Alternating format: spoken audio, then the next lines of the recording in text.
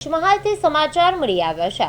પંચમહાલ જિલ્લાના હાલોલ તાલુકાના મોટી ઉભરાણવણ ગામે પારિવારિક કલહે કરુણ વળાંક લીધો છે। ઘરમાં સતત ચાલતા ઝઘડા અને મારઝૂડથી કંટાળેલા પુત્રએ પોતાના પિતાને લાકડાના ફટકા મારી દેતા તેમનું મોત નીપજ્યું હોવાનો ગંભીર આરોપ છે તે સામે આવ્યો છે।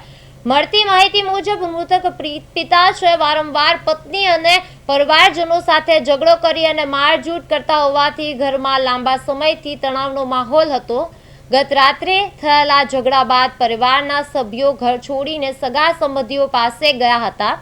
ત્યારબાદ બીજા દિવસે રાત્રે આ ઘટના બની હતી। પરિવારજનો ઘરે પરત ફરતા પિતા ગંભીર ઇજાગ્રસ્ત હાલતમાં બેભાન પડેલા મળી આવ્યા હતા અને સારવાર મળે તે પહેલા તેમનું મોત થયું હતું। ઘટનાની જાણ થતાં પોલીસ સ્થળે પહોંચી હતી અને મૃતદેહને પોસ્ટમોર્ટમ માટે મોકલી તપાસ શરૂ કરી હતી। પોલીસે આરોપી પુત્રની વિરુદ્ધ ગુનો નોંધી ગણતરીના કલાકોમાં તેને ઝડપી લઈ અને આગળની કાયદેસરની કાર્યવાહી હાથ ધરી છે।